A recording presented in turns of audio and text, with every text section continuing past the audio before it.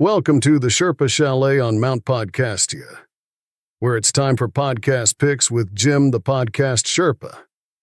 You'll get to hear about podcast recommendations for your podcast playlist, along with occasional interviews with other podcasters and video hosts. Now waiting for you is your host, Jim the Podcast Sherpa. He's just like you imagined. But don't worry. We'll make it up to you somehow. This week, on Podcast Picks with Jim the Podcast Sherpa, we get to spend time with artist and writer Steve Chapman, who hosts Creative Adventures, an accidental podcast. His show is a fascinating peek into stream of conscience narration, among other things. Here at the Sherpa Chalet, we think that if the Sherpa's podcast were a peek into the Sherpa's inner thoughts, each week you'd hear the sound of a marble rolling around a frying pan. Please let us know if you think it would be an improvement. Welcome to the Sherpa's Podcast Picks. It's the podcast about, podcasts. And now, coming to you from Mount Podcastia, here's your host, who wonders what's on your podcast playlist, Jim the Podcast Sherpa.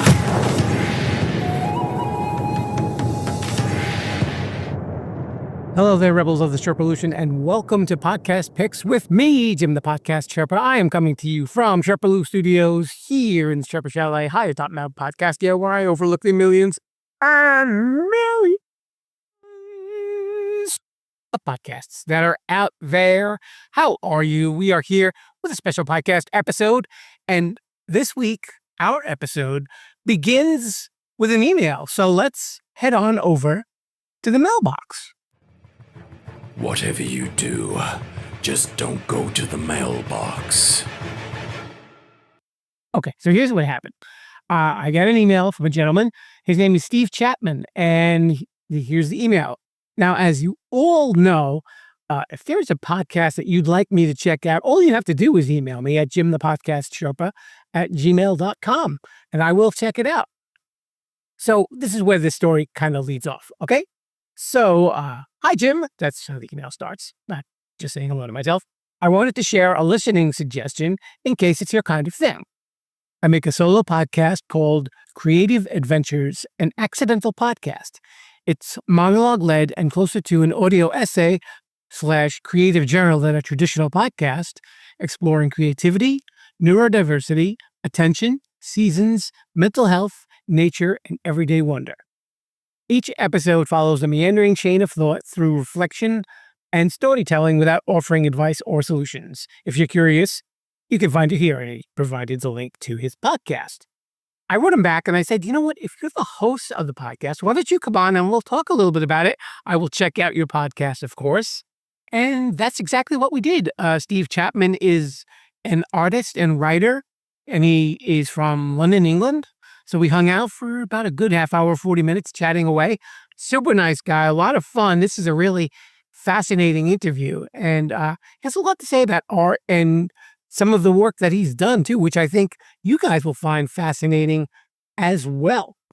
I think we'll just head on over to the Accidental Podcast Room in the Sherpa Chalet, and we will have a conversation with Steve Chapman, the host of Creative Adventures, an accidental podcast.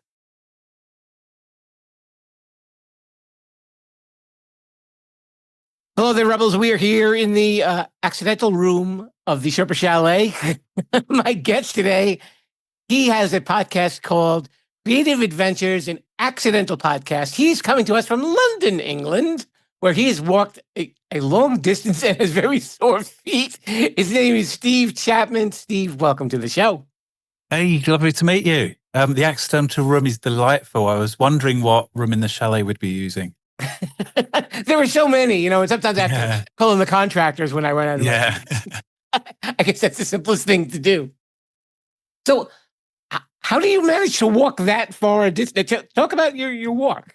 Yeah, I live in southwest London, and I was in sort of central-ish London early-ish this morning, and it was a nice day, and I just thought, I'm just going to walk the Thames from central London to where I am, because I live right near the Thames. Okay.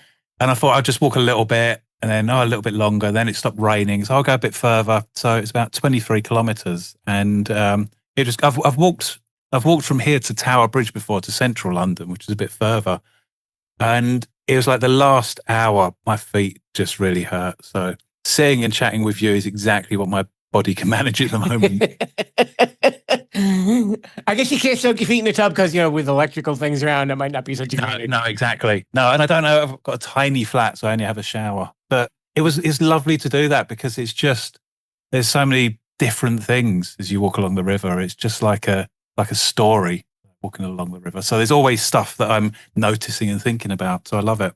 I've never been to London. What are some of the cool things that you can see when you're walking around? I mean, there's all the touristy stuff, but I just like things like walking along and seeing two cormorants drying their wings. Like, I don't know if you call them the same thing in the US, like big black birds that dive and eat fish, or... Oh, you mean like seagulls? Yeah, well, they're different to seagulls. They look like they're a bit dinosaur-like. They've got... Really? Yeah. So seeing them, just seeing loads of different people walking past. There's always like strange old structures, like in the river, and bits like abandoned jetties and stuff like that, which I don't know why I find them fascinating. I saw a fox like hiding in Kew Gardens as I walked past that. So it's all that random stuff. I mean, I pay very little attention to the tourist attractions. I guess after a while with the touristy things, you just kind of accept it, and it blends in the background, right? It does. It blends in the background, but I've lived in London all my life, and I still love it. I never get bored of it. Yeah, I'm sure there's always like something to do there, and yeah, there's always something interesting. There's always something weird, and you can walk down the street in central London as weird as you like, and no one will notice. It's interesting because having checked out your podcast, you're very big on observation, aren't you? Yeah, well, I can't. It's just the way my brain works. Is just noticing something, a very broad peripheral awareness. So I notice something out the corner of my eye, I notice a thought or something like that. And every now and then it will just capture my imagination, and it's like a rabbit hole I can't not go down. And so I guess it's observation in that sense, but it's really, I've started describing the podcast as it's a scrapbook of my mind, a meandering audio scrapbook of my mind, because that's what I think it is, really.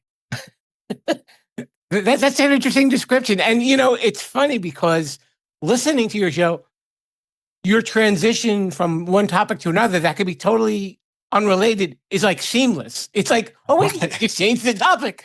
And I think that's so cool. It's not like, nice. You don't feel like you're jumping, just like, okay, well, now he's talking about something else. You get used to like your soothing voice, and it's like, okay, well, now you're talking about a song from Pavement, and now you're talking about eels, and then you're talking about weird people, and, all sorts of stuff like that. And, there's no necessary thread there, but it works. You make it work. Yeah. Oh, no, that's good to hear, because that is just following a chain of thought. And I've normally got an idea of like what the big topics might be up front, because it's the whole reason it's an accidental podcast is the story behind it is I used to have a newsletter provider that I fell out of love with. So I moved to Substack to start sending newsletters. And I thought, well, as I'm on Substack, I might as well do some long form writing. And the old newsletter just used to have workshops and stuff like that. And then I thought, well, it's quite a lot of writing there. I should create an accessible version of this. But I can't just read what's on the Substack because I'd be terrible. I'm terrible with script. So I'll just do something different. And maybe I'll put it out like on Buzzsprout and like distribute it that way.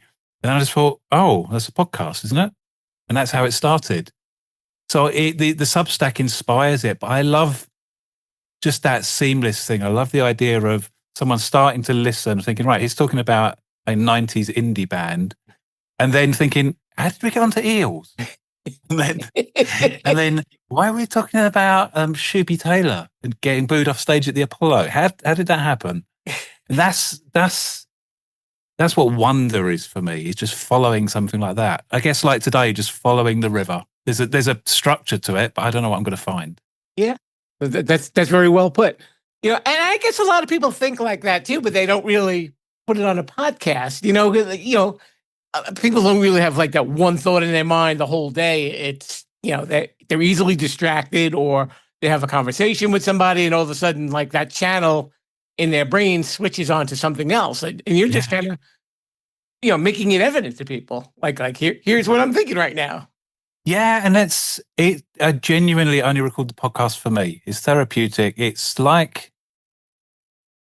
just like a conversation with myself. But I record it and then put it out. And what's nice about that, it means I can just follow that chain of thought. And it's genuinely lovely when people listen and people feedback. But it means that if they don't, I'm not that bothered because I just wanted to follow a chain of thought. Right. And it's given me more permission in my life to just do that day to day. Like just to, I feel quite socially awkward as an artist going to events and stuff like that. I can't stand small talk. I just can't do it.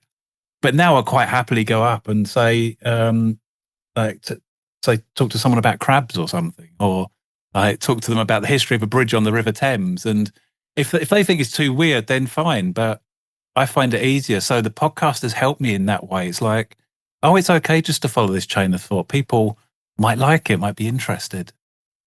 Yeah, definitely. And we should really mention that you are an artist as well as a writer. Yeah.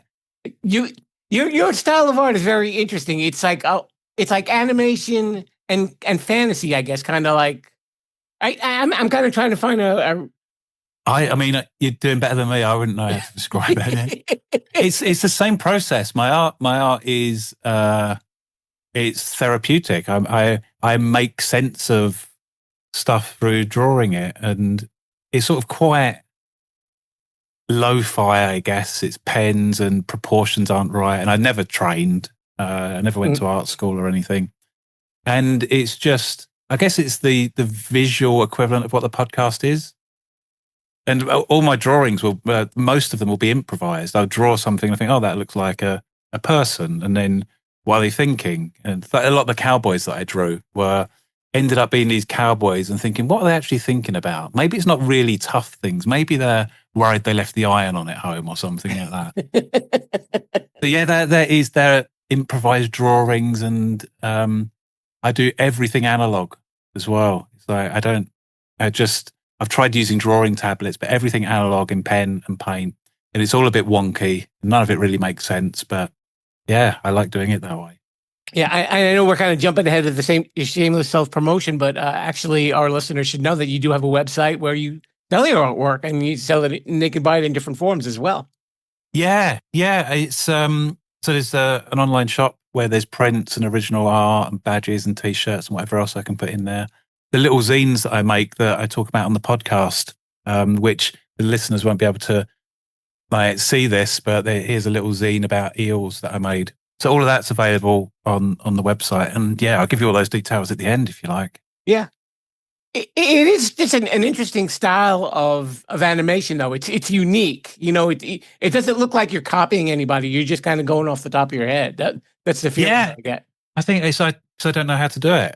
I don't know how to do animation. So the little animations are really in like the promotion of the podcast or a couple of other bits. And it's, I like jerky lo-fi animation. And it's in the episode 8 of the podcast that came out recently. I'm talking about outsiders and how the untrained, passionate weirdo that is just doing this because it's something that needs to get out of them. They inspire me more. And so it's like I could sit down and learn how to do proper slick animation, but I'd get bored with the process of doing it, and I want to do it quickly. So, and I think that's I work a lot one-to-one with people in groups around creativity and art, and it's like, just do something. What's the worst going to happen? If you do a bad drawing, then just throw it away. It doesn't matter. And just liberating yourself from that. Like people, often I'll be in a workshop or something, someone will say, I can't draw. And I'll say to them, well, prove it. Do the worst drawing you've ever done, but it has to be. You have to promise me it's the worst drawing you've ever done. Like, really work hard to make it the worst drawing. And then they end up doing it and going, oh, they're normally worse than that. So, okay, that one's good then. and I strive to do the same. This is one of the shadow sides of Instagram. So Instagram's been great for me over the years in terms of building an audience. But the shadow side is the algorithm and the platform is always tempting you to make stuff that's popular that people will like. And as soon as I start to try and make stuff that I think people will like, it's no longer that spontaneous self-expression. And that's the thing that I need to watch with a podcast is I need to carry on just making it just for me, and rather than trying to make it popular or interesting. Right. It's kind of like letting your audience come to you than going to your audience, in a sense. Yeah, exactly. It's James Victore, the artist, had a phrase which was something like, your art isn't for everyone, it's just for the sexy people. And and what he meant by that is it'll be the people that find the thing that you do sexy. It doesn't mean that everyone will. And I'd rather have a smaller but engaged audience I'm connected with and I interact with than a huge audience that's just numbers. I end up killing projects when they get too big, and just like, because it sort of loses a lot of the thrill of it. But yeah, small cult audiences is what I enjoy. Yeah, and basically you're a one man operation too. So yeah, I mean that's the other important thing is I record it here. I mean I've normally got more soundproofing here, but like sometimes in an episode you'll hear the jackdaws coming, or there's a motorbike will go past, or there's one episode where a crow ate a spider like right outside the window. But yeah, it's a one man operation. It's like no adverts, no guests, and that's really important to me. It's not the best way to grow something, but it's the way I want to make it. Mm-hmm. There was something that I was very curious about that a little project that you did called Sound of Silence. Oh, yeah. That is so wild. Could you talk about that first? Yeah. So Sound of Silence was my first podcast. I mean, I've done radio and been like really interested in audio since school. Mm-hmm. But Sound of Silence came from I call it a conceptual art project, but really it was just a curious question of like, I wonder what the opposite of a podcast would be. And it was in like 2018, I think, and I really like podcasts. I mean, obviously I'm on a podcast now. I love your podcast. And there can be too many of them. So I thought, what would the opposite of a podcast be? In a content-obsessed world, what would it be? Well, it'd be silence. And then I thought, well, I could just broadcast silence every week. But what would make it stranger is if I recorded silence face-to-face with a different guest every week. And to cut a long story short, for 2.5 years, I put out an episode of silence recorded face-to-face with a guest, like 100 episodes. And I had some, maybe not names that will be known outside of the UK, but comedians like Eddie Izzard and like various musicians and artists and comedians. And basically, it gave me a chance to meet some of my heroes. David Shrigley, the artist, was on it. I went to his studio in Brighton, and people listened. It was crazy. It's like the amount of downloads of it, and it still gets more weekly downloads than an accidental podcast does.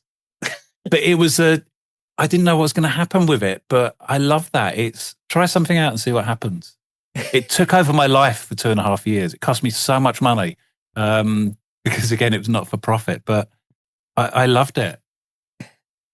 How did you pitch that to your guests? Oh, geez, so I can come on my podcast, what do I have to do? Nothing. Yeah. Just show up. Yeah, it was. So I always have this with my projects. I have the idea. It's like, oh, yeah, be a silent podcast. I come home, I registered the domain Sound of Silence, which was going to be a working title, but then I couldn't be bothered to change it. And I thought, right, here we go. And then it's like, how the hell do you get people on a silent podcast? And I started with some people that I know that are reasonably well known, like authors or speakers and stuff like that. And then I was just going through like people's agents, and lots of them just ignored it because they think it's like a spoof. Right. But then there's a British comedian called Vic Reeves, or Jim Moyer, the artist. And he said, yes. It's like, okay, brilliant. He's really well known in the UK. And I went to his house in Kent and I showed up at his door, and it's like, this is someone I watched on TV as a kid and teenager and adored. And now I'm knocking on his door. I'm going to go in and record silence with him. And we went in and sat in his garden, and he said to me, he goes, right, what do? We have a chat and then we record a bit of silence, or do we record the silence and have a chat? And I said, no, Vic, it's just silence. And it was wonderful. That's how it worked. And then when he came on board and people heard it, it's like after about 15 episodes, people thought, oh, this is real. Yeah. And it was amazing. I mean, to get 100 guests, I probably invited 600 people, which wasn't a bad hit rate. But it was, just to even, I admire anyone that has podcasts with a guest on them, because even just to edit and pull together 3 minutes of silence every week was such a lot of work. So I admire you doing the amount of work that you do, and anyone that does that on a podcast. Thank you. Maybe that's another reason why I don't have guests on I one. Yeah. But it's interesting because, they always say that your silence speaks volume. Yeah. And, like if you're listening to like an interview, like let's say if we just like stop talking like right now for like a minute and a half, people would be like, wait a minute, what's going on? Yeah. It triggers you like, are they mad at each other? Did something get awkward? You don't know, but you're intentionally forcing this silence, saying like, this is what we're going to do. And what was brilliant about that was it created an empty container. And I learned this as I went along, because I'd get emails from people saying, I love this podcast, it's about anxiety. Or I love this podcast, it's about peace. Or I love this podcast, it's about mindfulness. Olia Hercules, the Ukrainian chef, was on it, and her little baby was in the background. And someone said, I love this episode, it's about working mothers. And I realized because it didn't have any there's a container, but it had no content, people could pour into it whatever they wanted, which is what I love about abstract art. It's what I love about the art that I make in that way, is it doesn't have any meaning other than what you pour into it. And so that worked like in a world where we're obsessed with content that inform us. It's like, no, this is like a mirror that you look into. It's like I always say, any gallery is a hall of mirrors. You only see in it what you need to see in it. But the other thing with Sound of Silence is I could have made the whole thing up. I could have just got some sound effects. Yeah, exactly. Sat there. But what was bizarre about it is some episodes are more popular than others, which really told me something about the cult of celebrity. It's like Eddie Izzard's one just had, 5 times more downloads than any of the others. But it's just silence. I think there's some seagulls in the back of Eddie's one because we recorded it by the coast. But yeah, I love experiments like that. It's just a curious question. I wonder what would happen if I posted a silent podcast. Yeah. And see what happens. Well, you know that, I'm sure you know this story, that there was a composer named Philip Glass. Yeah. And he he put out that one track where John Kay. Right. John Cage. John Cage, yeah. It was 4 minutes 33. That was it, yeah. Yeah. I actually wrote to John Cage's estate to say, would they be on it? And they didn't reply. And I think wasn't that performed live as well, like with an orchestra? I think it was, yeah. You get the whole orchestra on stage and they intentionally don't play. And at one level, it can sound pretentious and weird, but then you go there, that does something to you. It probably makes you feel really weird and awkward. I guess, it does something with your sense of expectation. Yeah. Everybody has that. Like, what's going to happen? Why isn't it happening now? And I learned that through the 100 episodes. It's like every episode felt completely different. My emotional experience was different. The experience of being with the guests was different. And it just showed that the word silence is like completely inadequate.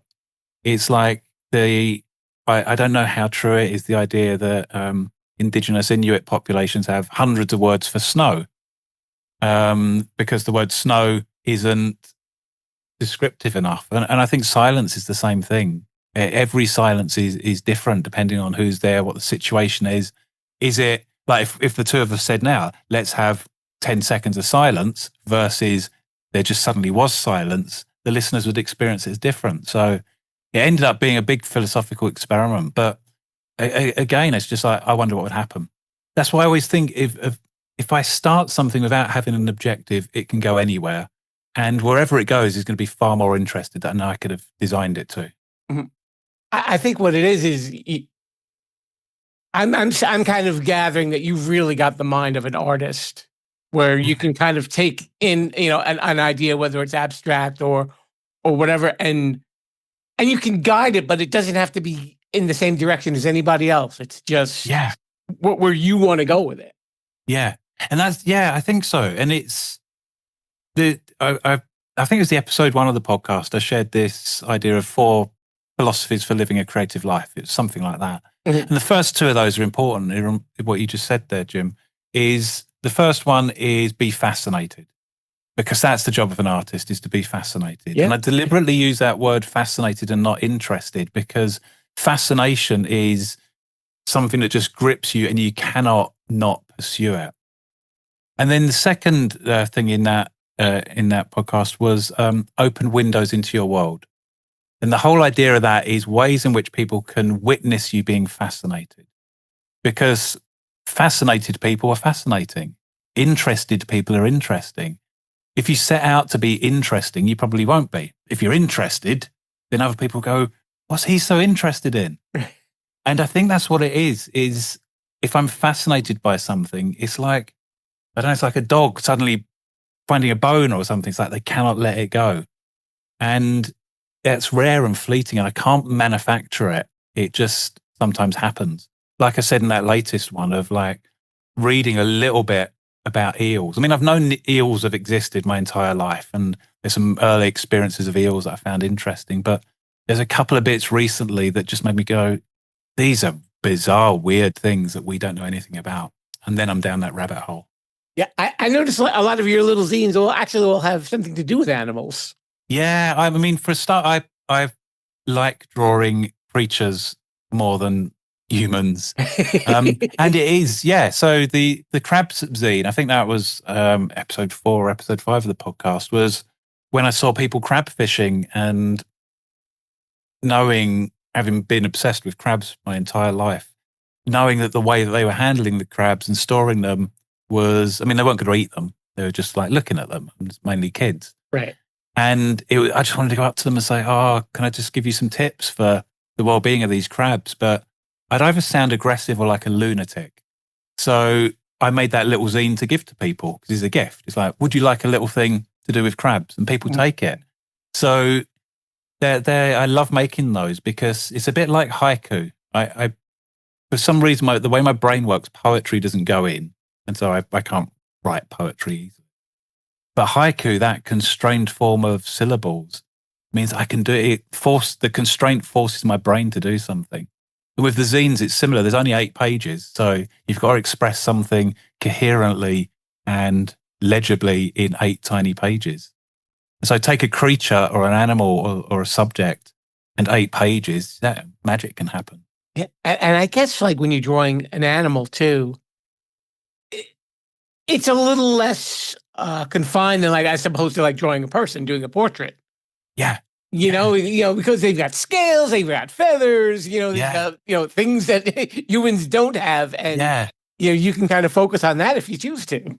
Yeah, I've not thought of that before, because one of the things with portraits is you draw a portrait of someone. If I drew a portrait of you, the objective would probably be that it looked like you. But I don't think a badger that I draw is going to go, hold on a minute, that doesn't look anything like me. So it's maybe more liberating in that sense. I'm just making it look vaguely like a badger rather than Neville the badger, right? Like from Tooting. Yeah. Well put, sir. Well put. Yeah. Okay. So also what I was thinking, in the sense that, you can take your abstract ideas, and you were saying that you don't really listen to a lot of podcasts, because I think that's kind of good to you too, because this way you're not like, oh, this sounds like a good idea, I should incorporate it in mine. You can just kind of keep it out of your business, and just do what you do. Yeah. I mean, like I very rarely, if ever, read fiction, because I don't know, there's something about it that has, and I've liked it when I've read it, but there's something about it, it's like the processing has been done. Whereas if I read factual stuff, then it will stimulate me in some way. And I find that with podcasts. There's a podcast called Philosophize This that I listen to, Stephen West. Okay. I don't know if you're familiar with that. It's and I like it because there will just be Stephen West's chain of thought on a particular philosopher. And so things like that will stimulate me. But I hardly watch TV. And what I'm doing most of the time is making stuff or being interested in something or in my studio. And I tend to listen to music rather than podcasts. But I guess, yeah, I think that's a good point. I hadn't thought of that if I'd listened to loads of podcasts, then it might influence me too much. Right. The Blind Boy podcast I listen to every now and then, which if you come across Irish podcaster, and I like that because it's sort of, if nothing else, it reassures me that it doesn't have to be in any particular format. I think if nothing else, like you don't have to have guests on podcasts. You can just talk about stuff. So I guess they're probably the two that I'd listen to more. And I guess while we're bringing up Ireland, you had an interesting encounter on a beach. Oh yeah, yeah. I can't remember. You were telling me, Jim, that there's snow there in Long Island at the moment, and it's just an example of my chain of thought. Like we got from that to talking about a cow on the beach. And I just, when you said that, I thought I've never seen snow on a beach before. I'd like to see that. It's just an experience of those two things. And then I said to you, but I've seen a cow on the beach before. And that was just a vivid memory of, I think it was in County Wexford, just walking along a beach in Ireland. And I've not been to that bit before. And the first thing that happened was this group of like punks basically came walking along the beach. And I like punk music. I like punks. And they walked along. And I thought, this is going to be interesting. I wonder what they're doing here. And they walked past and they were really friendly. Like said, hey, how you doing? Yeah, nice day. And it's like, oh, that was a pleasant surprise. I wouldn't expect that from punks in London. And then I walked past them and I just saw a cow walking towards me. And it's like, okay, maybe that's just what happens in County Wexford. But I like that because it's an out of context animal. It's like, I've seen a cow before. I've been on the beach before, but cow on the beach just seems weird. Right. Yeah. They're not there for a tan or anything like that. Well, no, but that's the thing. That's, again, like, if you think of, that's how my art works. And I like my black and white drawings to be like a one frame story. Mm-hmm. Like instead of 3 frames like a cartoon, it's 1 frame. And just by looking at it, you can imagine the entire backstory and what's going to happen next. But a drawing might start like, I might draw a cow and then I might mess something up with its legs. And it's like, okay, I'm going to draw it standing in some water. Oh yeah, maybe it's at the beach. Why would a cow be on the beach? Maybe a cow's gone to the beach to get an ice cream because it's never had one and it knows that it produces this stuff that humans turn into ice cream. And so then you got a story. So I think that's where people ask where inspiration comes from. And it's a weird question because it's everywhere. Yeah. I spoke in one of the episodes of the podcast about Arnie Mindell's idea of quantum flirting, which is such a brilliant thing. And quantum flirting suggests, so this is my interpretation of what Mindell said, that we don't need to go seeking inspiration. Our job is to be quiet and hear it whispering to us. Because just that, whatever it was, 4-hour walk earlier, there were so many things whispering to me saying, what about this? What about this? And there's inspiration in the everyday, in the mundane, in the boring, in the dull. And this is the whole thing of, we don't need to think outside the box because we haven't looked inside the box properly yet. I like that. All right. So before I let you go, we have a portion of the show and it is called Shameless Self-Promotion. Okay. And could you let everybody know where they can find out more about you? Shameless self-promotion. Good. This is the bit that I always forget where people can do that. But the podcast is called Creative Adventures, an Accidental Podcast, and it's on all podcast platforms. There is also like a hub website where all the episodes and all the links and everything are, which is creativeadventures.uk. And you can find me on Instagram and social media at SteveXOH. So Steve Zor at SteveXOH. And I guess the other one is a website that has workshops and art and everything would be canscorpionsmoke.com. Can they, Steve? We don't know. We'll never know. No, I'll leave that one to be a mystery for you. Okay. Well, I will leave that mystery with you. So while you rest your feet, and I'm going to get to shovel some snow. Yeah. Steve Chapman, Creative Adventures and Accidental Podcast. Thanks so much for being on the show. Thank you for having me, Jim. It's It looks like the Sherpa is no longer locked in the bathroom at the Sherpa Chalet, so we can finally get back to the show. Thanks so much to Steve Chapman of Creative Adventures and Accidental Podcasts for coming on the show. You can check out his show on podcast apps and on YouTube, just like this show. And you just need the word Sherpa-lution if you want to visit our YouTube channel, if that's what makes you happy. And that's how I feel here, just to make you guys happy. I want to note that I kind of made a joke that might have been a little bit tasteless during the course of the interview, especially about the Queen. And you really shouldn't say that to a gentleman from Great Britain because he was so much fun. He didn't really deserve that. So if any of you felt offended by that, well, I apologize. I didn't mean to be offensive. I just figured I'd clear the air with that just before I start getting hate mail. And then I really have to go back to the mailbox. Oh, no! Sherpa-lution, yes, that's where you can find me on social media as well, on Instagram, Threads, TikTok, and YouTube. And you can get this podcast on podcast apps all over the place. And on Saturdays, check out Sherpa Selects, where you can hear shows from the early days, from the Too Many Podcasts days, and the earlier Sherpa Screening Room episodes too. Those are on Saturdays.